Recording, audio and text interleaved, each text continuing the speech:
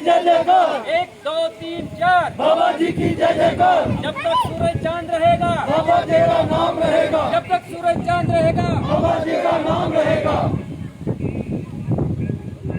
1 2 3 4 बाबा जी की जय जयकार। भारत माता की जय। भारत माता की जय।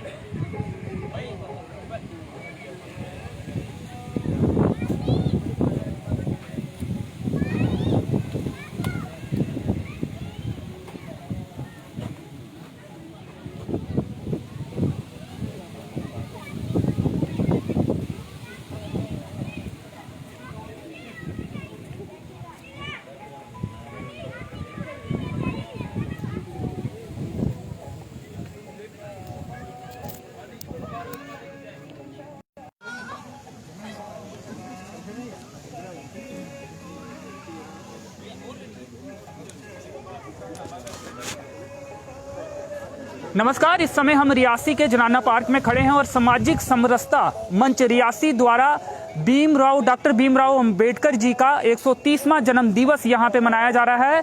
उनकी तस्वीर रखी गई है और वहां पे पुष्प अर्पित किए गए हैं। इसके साथ ही उन्हें श्रद्धांजलि की गई है, उनको याद किया गया है। जो उन्होंने जो रास्ता दिखाया था उस रास्ते पर चलने का संकल्प भी लिया गया है। सामाजिक समरसता मंच के अधिकारी हमारे साथ हैं, उनसे बातचीत करेंगे और जानेंगे कि किस तरह से ये पूरा कार्यक्रम किया गया है। संजीव सर, स्वागत है आपका रियासी अपडेट्स में। क्या कार्यक्रम था ये, किस तरह से ये कार्यक्रम हुआ? आज 14 अप्रैल को भारत रत्न डॉक्टर भीमराव अंबेडकर जी की 130वीं जयंती थी, जिसे मनाने के लिए रियासी नगर में सामाजिक समरसता मंच की तरफ से एक पुष्पांजलि कार्यक्रम आयोजित किया गया था। और आज इस कार्यक्रम के माध्यम से हम लोग एक ही संदेश को प्रचारित और प्रसारित करना चाहते हैं कि डॉक्टर भीमराव अंबेडकर जी ने अपना पूरा संघर्ष में जीवन के बाद भी जो निष्कर्ष निकाले, उनके जो पॉजिटिव फैक्टर्स हैं वो भी हमारी जनरेशन्स में जाने चाहिए। जैसे उन्होंने भारतवासियों की उस समय की दशा और उस कालखंड में जो भी बुराइयां थी, उनका सॉल्यूशन एक ये दिया था कि लोगों को शिक्षित होना बहुत ज़रूरी है। तो हमारा मकसद ये रहा कि आज हम लोग कहाँ कहाँ सुधार कर सकते हैं, और दूसरा कि हमारे समाज में कुछ चीज़ें जो उस समय घोर रूप में पूरे भारतवर्ष में फैली थी, वो हमारे देश की गुलामी के कारण थी।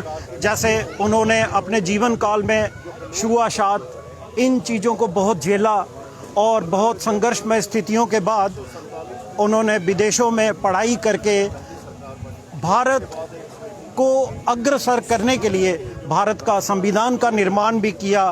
भारत के प्रथम कानून मंत्री भी वो रहे। तो उनका संदेश जो है, हम लोग इसको सामाजिक समरसता के तहत इसलिए मना रहे हैं कि हमारे लोगों को ये भी ज्ञात हो कि अगर किसी समय कोई बुराई अपने चरम पे थी तो उसका सुधार भी किया जाता है, होना भी चाहिए, हो भी रहा है। संविधान में समानता की बात की गई है, क्या लगता है कि अभी काफी जरूरत है उस रूप में काम करने की? बिल्कुल ज़रूरत है। हालांकि देश में कई महापुरुषों ने अपने भागीरथी प्रयास किए हैं समानता को बनाए रखने के लिए। बदलाव काफ़ी हुआ भी है और होना भी चाहिए, और इस समय समाज में ऐसे बदलाव हो भी रहे हैं। लोग समझ रहे हैं क्योंकि आज का जो कालखंड है उसमें क्या है कि हम लोग बहुत छोटी छोटी बातों पे महापुरुषों की जो बातें हैं उनको नेगेटिव सेंस में भी यूज़ करके एक समाज में रिफ्ट डालने की कोशिश करते हैं। सामाजिक समरसता मंच का जो उद्देश्य है वो सिर्फ इतना है कि हम लोगों को उनके द्वारा सिखाए गए जिन्होंने हमें ये सिखा दिया कि उस समय के जो ब्रिटिशर्स थे वो कहते थे कि भारत इतना डाइवर्सिफाइड कंट्री है कि ये लोग एक नहीं रह सकेंगे, तो उन्होंने संविधान बना के पूरे देश को एक करके दिखा दिया। इसका मतलब सुधार हुआ है, हो रहा है। हम लोग बाबा साहब अम्बेडकर के कुछ जो उनके सिखाए हुए मार्ग हैं उनको उनके ऊपर आने वाले समाज को चलाना चाहते हैं।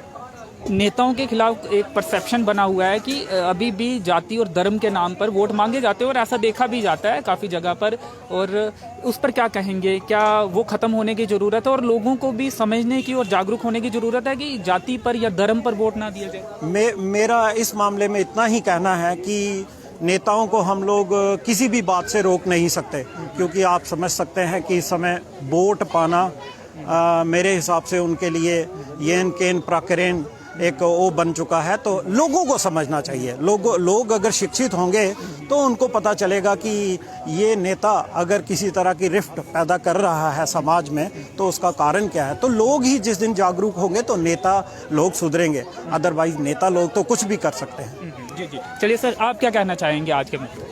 आज के विषय में मैं यही कहना चाहूँगा कि जो डॉक्टर बाबा भीमराव अंबेडकर जी ने हमें एक होने का अधिकार दिया है, उसको हम सब लोगों को मानना चाहिए। उन्होंने संविधान के वो निर्माता थे, उन्होंने पूरा संविधान लेके उन्होंने सब लोगों के लिए एक जैसा काम किया है। उन्होंने किसी विशेष जाति या किसी विशेष धर्म के बारे में कुछ नहीं बोला। उन्होंने जो हमारे देश के लोग हैं सबके लिए एक जैसा कानून बनाया, एक जैसा रास्ता दिखाया, चाहे वो महिलाएं थी चाहे वो पुरुष थे। वो पुरानी कुरीतियाँ जो थी उनको उन्होंने एक साइड पे रखा और अंग्रेज़ों के जो द्वारा दिए गए हमारे ऊपर जो जुल्म किए जाते थे उनको उन्होंने उधेड़ के एक साइड पे रखा और अपना संविधान लिखा। और वो संविधान है जो भारत को सबसे बढ़िया, सबसे ऊपर लेके आता है, वो भारत का संविधान ही है और वो डॉक्टर भीमराव अंबेडकर जी ने ही दिया। अभी भी आपको लगता है काफ़ी काम करने की ज़रूरत है? जो समानता जो लिखा गया है संविधान में वो कहीं ना कहीं उसका उल्लंघन होता हुआ दिखता है। बिल्कुल बिल्कुल, कुछ जगहों पे कुछ लोगों के द्वारा ऐसा उल्लंघन होता है और उसके ऊपर काम करने की जरूरत है। और वो काम तभी होगा जब हम सब लोगों को शिक्षित करेंगे, और जब हमारे लोग शिक्षित हो जाएंगे तो इन सब चीज़ों से वो ऊपर आ जाएंगे और वो खुद ही इक्वलिटी की जो उन्होंने बाबा जी ने हमें इक्वलिटी का एक संविधान में वो एक दिया हुआ है, आर्टिकल दिया हुआ है, उस संविधान मतलब उस समानता के बेस पे हम सब लोग आगे बढ़ेंगे। वो बहुत जल्दी वो दिन आने वाला है। शुक्रिया। तो समानता का अधिकार संविधान में दिया गया है और जो कमियां हैं वो भी दूर होंगी। और पूर्व राज्य मंत्री और रियासी के विधायक रहे अजय नंदा जी भी यहाँ पे कार्यक्रम में पहुंचे थे, अभी हमारे साथ हैं, उनसे भी बात करेंगे। सर, क्या कहना चाहेंगे? 130वां जन्म दिवस जो है डॉक्टर भीमराव अंबेडकर जी का आज मनाया जा रहा है, आप भी कार्यक्रम में मौजूद थे, क्या कहेंगे? और समानता का अधिकार एक संविधान में सबके लिए है, लेकिन हम फिर भी देखते हैं कि कुछ परसेप्शन भी बना हुआ है नेताओं के खिलाफ कि धर्म के और जाति के नाम पर भी वोट मांगे जाते हैं। क्या आपको लगता है कि ऐसा है और इसे ख़त्म करने की ज़रूरत है? अभी काफ़ी काम करने की ज़रूरत है समानता के लिए। ये आज का जो ये कार्यक्रम अभी जो आयोजित हुआ है, ये समरसता दिवस कमेटी की तरफ से ये प्रोग्राम हुआ, जो हम 130वीं जयंती जो है बाबा साहब अम्बेडकर जी की मना रहे हैं। और बाबा साहब अम्बेडकर जी की अगर यहाँ तक उनकी जो देन है, सबसे बड़ा कॉन्स्टिट्यूशन जो उन्होंने भारत को दिया है, आज अगर हमारा देश रिपब्लिक है तो ये उनकी देन है। उसी के लिए बाबा जी को जो है भारत रत्न भी दिया गया है।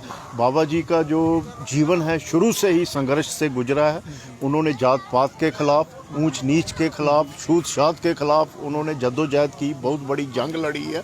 और उन्होंने यही संदेश भारत को दिया है, भारत के लोगों को दिया है कि अगर हमें देश को ऊपर लेके जाना है, समाज को ऊपर लेके जाना है, तो हमें मिलजुल कर इन जात पात से ऊपर उठ के हमें चलना होगा और सारे समाज को समरसता बनाकर एकजुट होकर हमें आगे बढ़ना होगा।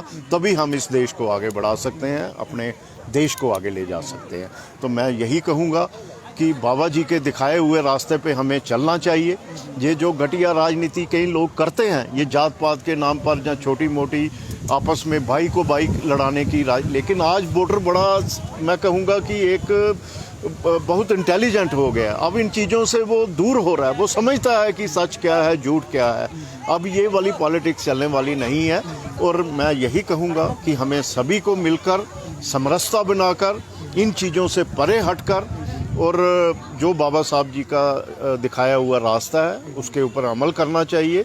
और उसी के दिखाए हुए रास्ते पे अगर हम चलेंगे तो हमारा देश भी ऊपर बढ़ेगा और हमारा समाज भी आगे जाएगा। क्या लगता है ज़रूरत है अभी भी समानता के लिए काफ़ी काम करने की? देखिए ज़रूरत तो है ही है। जहाँ तक भारतीय जनता पार्टी की बात करूँ तो हमने तो ये बाबा साहब का ये जो जन्म दिवस है, ये उनके जो 6 हमारे भारतीय जनता पार्टी के कार्यक्रम होते हैं उसमें ये एक दिवस हम हर साल जो है बाबा साहब समरसता के तौर पर हम ये दिवस मनाते हैं। जगह जगह ये प्रोग्राम्स होते हैं, लोगों को अवेयर करते हैं। बाबा जी के जो दिखाए हुए रास्ते हैं वो लोगों को बताते हैं और लोगों को यही प्रेरणा देते हैं कि उनके दिखाए हुए रास्ते पे हमें चलना चाहिए और समरसता बना के हमें जो है इस देश में रहना है। जो कांग्रेसी वर्किंग प्रेसिडेंट थे उन्होंने भी ज्वाइन किया है अब हाल ही में, क्या कहना चाहेंगे? हम देखते थे कि काफ़ी रस्साकशी का माहौल रहता था उनके और आपके खिलाफ, लेकिन वही लोग आज आपकी पार्टी में आ गए, तो अब क्या वो पूरी तरह से या अभी भी मतभेद पार्टी के अंदर भी चलेगी? देखिए कोई मतभेद नहीं है। देखिए मतभेद तो ऐसी खबरें चली थी और ऑडियो वीडियो सबके सामने थे जिसमें आपने कई आरोप लगाए थे, उन्होंने आरोप लगाए थे, आपने तो बंटी बबली तक कह दिया था उनको। आज वही बंटी बबली आपकी पार्टी में आ गए और आप ही ने वहाँ पे वेलकम उनका किया था। अंजित जी, भारतीय जनता पार्टी एक इस समय दुनिया की सबसे बड़ी पार्टी है। मैं कहूँगा सिर्फ हिंदुस्तान की नहीं, जिसकी सदस्यता 17 करोड़ से जो है ऊपर बढ़ती चली जा रही है धीरे धीरे। और आज आप जिस प्रकार से प्रधानमंत्री नरेंद्र भाई मोदी जी काम कर रहे हैं, उनकी सरकार काम कर रही है, उनकी नीतियों को देखते हुए, उनकी स्कीम्स को देखते हुए आज लोग जो हैं भारतीय जनता पार्टी के साथ जुड़ रहे हैं। और मुझे लगा है कि इनको भी लगा होगा कि आज कांग्रेस का फ्यूचर जो है नहीं है। हमें जिस प्रकार से मोदी जी काम कर रहे हैं तो हमें भी उनके साथ कंधे से कंधा मिलाकर खड़ा होना चाहिए। कहीं सर कोई डील तो नहीं हुई किसी म्युनिसिपल की चेयरमैन या वाइस चेयरमैन? नहीं, इस प्रकार की कोई डील नहीं हुई है।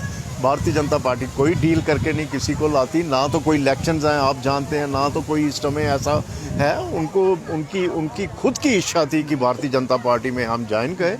भारतीय जनता पार्टी के दरवाजे खुले हैं, आप देख रहे हैं लोग इसमें आ रहे हैं। IAS, IPS, KAS, डॉक्टर, सब अच्छे अच्छे लोग जो बुद्धिजीवी लोग जो हैं इस समय भारतीय जनता पार्टी ज्वाइन कर रहे हैं। सभी लोगों ने स्वागत किया है या अंदर गुटबाजी अब चलेगी, ये एक नया ग्रुप बनेगा? नहीं, भारतीय जनता पार्टी के हर कार्यकर्ता ने, आपने सोशल मीडिया में भी देखा होगा कि हर कार्यकर्ता ने छोटे से लेकर बड़े तक इनका वेलकम किया है और सभी ने इनको एक्सेप्ट किया है। लेकिन सवाल ये उठेगा और लोग पूछते हैं, लोग उठा रहे हैं सोशल मीडिया के जरिए भी, कल तक जिन्हें आप बंटी बबली कहते थे, क्योंकि बंटी बबली जो कैरेक्टर था, जो रोल था, वो एक नेगेटिव था और आपने बंटी बबली एक प्रेस कॉन्फ्रेंस में कहा गया। आज वही बंटी बबली जिनको आप कहते थे वो आपकी पार्टी में, तो जाने कि कोई भी आएगा आप ले लेंगे, पहले आरोप लगाएंगे, फिर अगर आपकी पार्टी में आना चाहते हैं वो अच्छे हो जाएंगे। देखिए पार्टी की अपनी विचारधारा होती है, हो सकता है किसी कंटेस्ट में आपने पूछा हो तो पार्टी के अपने उस हिसाब से कोई ऐसा स्टेटमेंट दिया हो, लेकिन ऐसी बात नहीं है। हमारे यंगस्टर्स हैं, ये हमारे भाई हैं, यहाँ के लोकल्स हैं। अगर उनको अच्छा लगा भारतीय जनता पार्टी में तो ये बात आपने पहले नहीं कही जब वो कांग्रेस में थे कि वो अच्छे हैं, लोकल हैं, जंग? ऐसी बात कभी सामने ही नहीं आई, कभी पूछा ही नहीं इस बारे में, तो कभी ऐसी बात नहीं। चलिए शुक्रिया। मैं दिल से इनका वेलकम करता हूँ और भारतीय जनता पार्टी का हर कार्यकर्ता जो है इनका वेलकम करता है। शुक्रिया, धन्यवाद सर। तो यंग हैं, लोकल हैं, तो पार्टी में उनका स्वागत किया गया है। तमाम लोग जो हैं उन्होंने इनका स्वागत किया है। बरका आलिया थापा भी हमारे साथ है। आलिया, इस समय आप लाइव हैं रियासी अपडेट्स में। आज डॉक्टर साहब का जन्म दिवस है, तो क्या खास सुनाना चाहेंगे आज के मौके पर? मैं एक पोएम बताना आलिया थोड़ा आगे आ जाए। मैं आपको एक पोएम बताऊंगी। जो कर गुजर गए वो मेरे बीम थे, पूरी दुनिया को जगाने वाले मेरे बीम थे। हमने तो इतिहास पढ़ा है यारों, हमने तो इतिहास पढ़ा है यारों, इतिहास को बनाने वाले मेरे बीम थे, इतिहास को बनाने वाले मेरे बीम थे।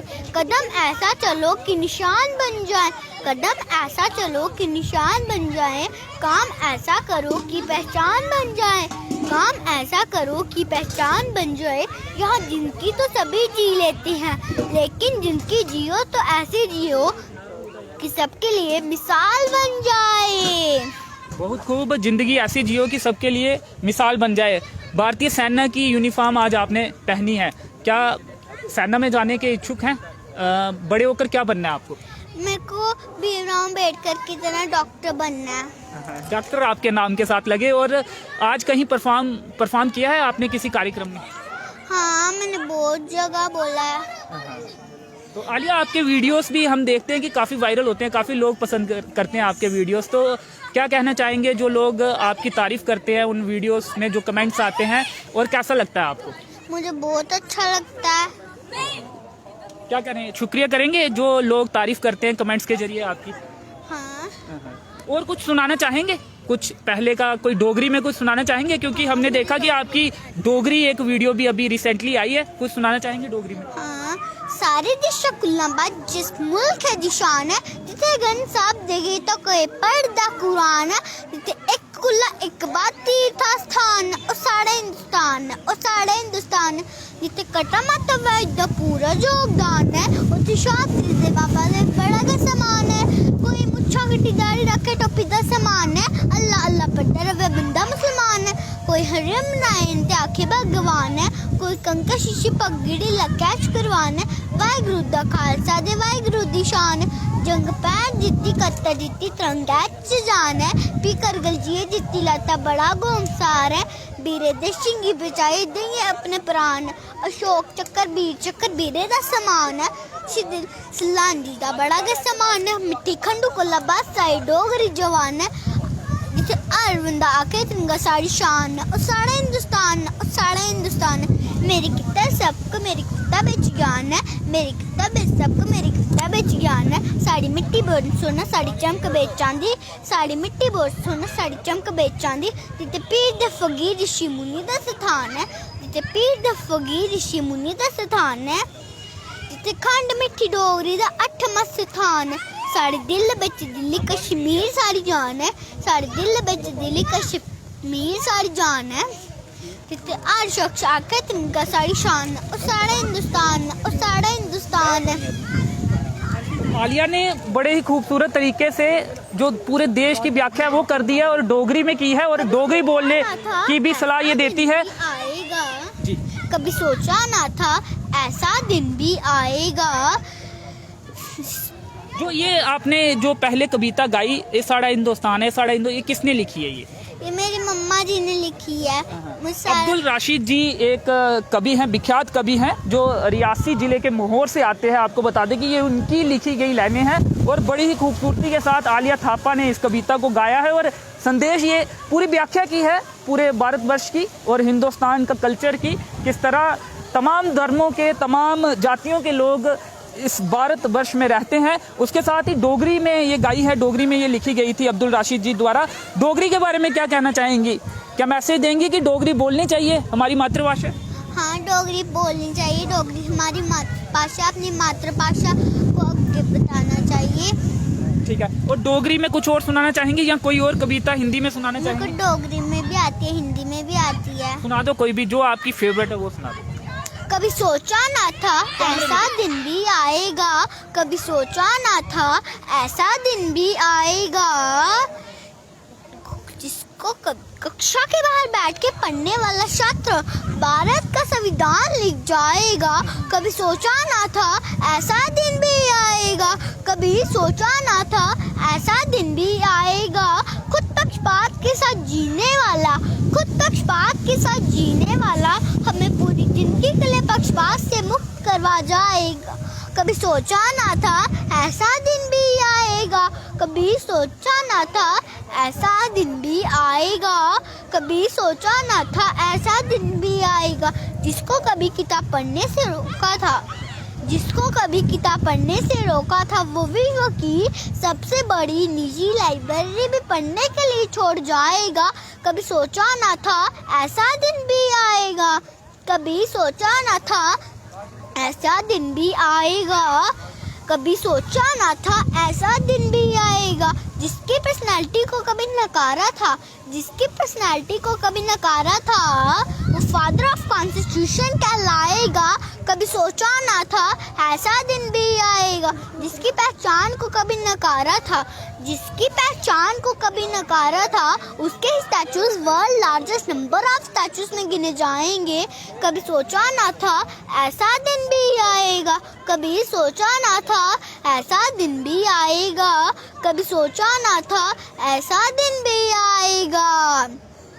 जिसको कभी पानी पीने से रोका था, जिसको कभी पानी पीने से रोका था, वो हमारे लिए संविधान में राइट टू इक्वालिटी भी लिख जाएगा। कभी सोचा ना था ऐसा दिन भी आएगा, कभी सोचा ना था ऐसा दिन भी आएगा। जिसको कभी बैलगाड़ी में बैठने से रोका था, जिसको कभी बैलगाड़ी में बैठने से रोका था, वो हमारे लिए हवाई जहाज भी छोड़ जाएगा। कभी सोचा ना था ऐसा दिन भी आएगा, कभी सोचा ना था ऐसा दिन भी आएगा। जिसको कभी कीचड़ का पानी पीने से मजबूर किया था, जिसको कभी कीचड़ का पानी पीने से मजबूर किया था, वो हमारे लिए बिस्लरी का पानी भी छोड़ जाएगा। कभी सोचा ना था ऐसा दिन भी आएगा, कभी सोचा ना था ऐसा दिन भी आएगा। दुनिया में गरीब वही होते हैं जो शिक्षित नहीं होते हैं, जो पढ़े लिखे नहीं होते हैं। इसलिए खुद एक रोटी खाओ लेकिन अपने बच्चों को जरूर पढ़ाओ। कभी सोचा ना था ऐसा दिन भी आएगा, कभी सोचा ना था ऐसा दिन भी आएगा। जिसको कभी शान शौकत और ये ईमान ना होता, आज कोई भी इस देश में किसी का मेहमान ना होता। नहीं मिलती खुशियाँ इस देश में अगर इस देश का संविधान बाबा साहब ने ना लिखा होता। 1 2 3 4 बाबा जी की जय जयकार, लहरों से डर के नौका पार नहीं होती, कोशिश करने वालों की कभी हार नहीं होती, कोशिश करने वालों की कभी हार नहीं होती। जी आलिया, बहुत खूब, काफ़ी अच्छा सुनाया आपने। और आगे भी वीडियोस निकालते रहेंगे आपने? हाँ। अच्छा लगता है वीडियो बनाना, फिर वो वीडियो लोग देखते हैं, फिर कमेंट करते हैं। हाँ। तो कौन से स्कूल में पढ़ते हो, थोड़ा बता दो, और कितनी उम्र है आपकी, कौन से स्कूल में आप पढ़ते हो? मैं Gurukul public high secondary school में पढ़ती हूँ और मैं 6 साल की हूँ। और कहाँ रहते हैं आप, एक बार बता दें, जो लोग नहीं जानते हैं अभी तक आपको, उनको बता दें। मैं शास्त्री डिस्ट्रिक्ट गाजीपुर में रहती हूँ, गुरुकुल स्कूल में। शुक्रिया हमारे साथ बातचीत करने के लिए और ये तमाम जो कविताएं सुनाने के लिए। Thank you.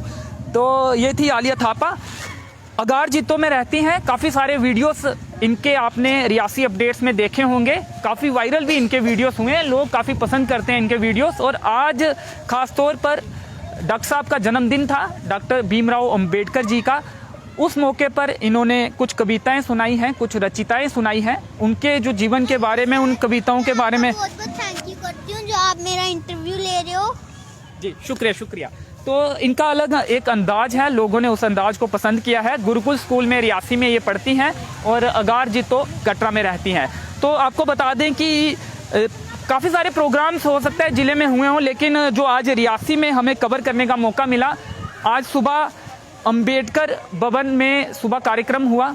उसके बाद रियासी के जनाना पार्क में ABVP के कार्यकर्ताओं द्वारा एक कार्यक्रम किया गया और उसके बाद जो सामाजिक समरसता मंच रियासी है उनके द्वारा ये कार्यक्रम किया गया था और तमाम लोग यहाँ पे पहुँचे थे, पूर्व मंत्री भी पहुँचे थे, अलग अलग हिस्सों से लोग यहाँ पे पहुँचे थे। तो ये 3 मुख्य कार्यक्रम थे जो आज हमने सुबह से अभी तक कवर किए हैं और इसके अलावा भी जिले के विभिन्न हिस्सों में कार्यक्रम हुए हैं। तो फिलहाल इस कवरेज में इतना ही। मेरे सहयोगी नरेश भगत के साथ मुझे दीजिए अनुमति। धन्यवाद।